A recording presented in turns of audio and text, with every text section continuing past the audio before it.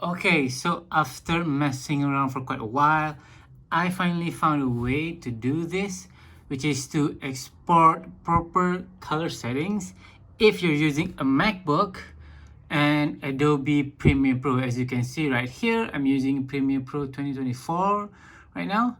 And these clips came from one of my shooters, which uses HLG color settings. Okay, I've been trying to export it and they came out really weird. So this video is also a reminder for me in the future if I were to export HLG clips in Premiere Pro for MacBook the proper way. Okay, so now first up, the first step that you have to do is now first go into your project tab and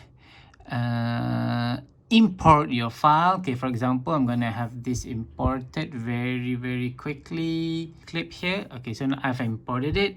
Okay, and then the next step is to go here, open up this file, this prompt, and click modify. Just go to color, and here is where the magic things happens. Okay, you have to check, make sure you click this override media color space with Rec 709. Okay, just change it to Rec 709, click OK, and then you drag it, and then the next step is having that sequence or the timeline.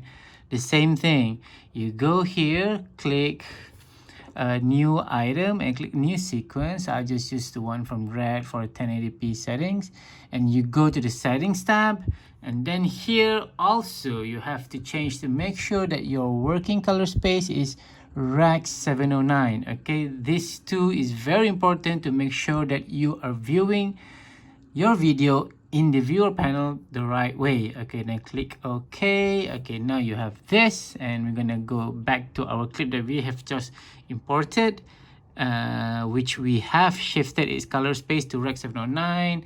And as you can see,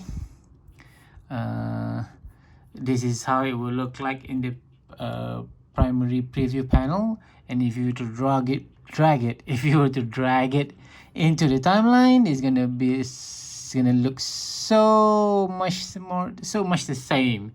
Okay, this is how it was supposed to look like. And then you go to the next tab, which is after you've done all those editing, all the color grading and stuff, the export part. Okay, now you go to the export settings. Now here, just carry on with the regular settings that you have in here. You don't really have to change anything. As you can see here, this is where all the stuff is going on. But if you have the settings similar to what I just did just now, these three main settings here are going to be grayed out and you can't change anything, which is good. Just leave it there. You can see that it's going to be saying here, if you export the color space to Rec 709 and you go specifically for Mac, okay, you have to go another one step, which is go to the effects panel here and click at the Lumetri look or LUTs. Here is where you choose. Okay, originally it's going to be this, just going to be like this, and you can see the color is a little bit washed out, just a little bit. And you go to select, you go and pick the QT. Okay, this is basically the QuickTime Gamma Compensation Cube, which is a LUT file made by Adobe to compensate for the brightness or the washed out color thingy going on only with MacBook display.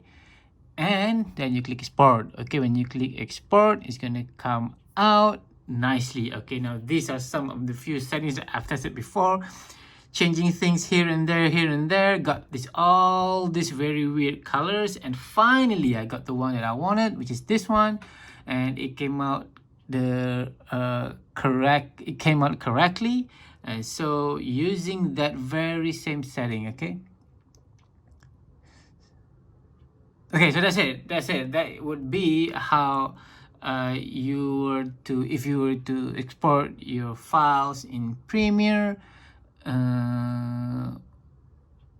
footage is coming from HLG profile. This is how you do it. Okay, this is also again a reminder for me. I'm sorry if it's just a little bit all jumbled up, but I hope this settles things for you.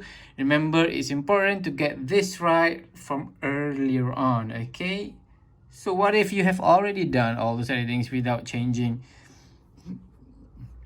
the footage to Rec 709 color space. Well, the good news is you can still do it after you've done all those editings.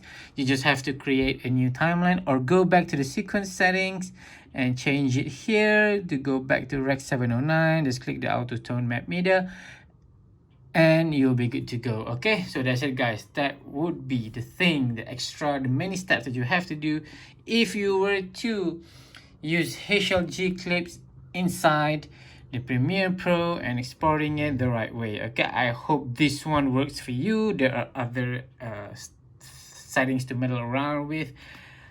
But if you were to export it to Rec 709, which is the usual or regular color space that everyone is using, instead of Rec 2100, which is the HDR color space, this is how you go about doing it. Okay, so I hope this helps. It surely helped me.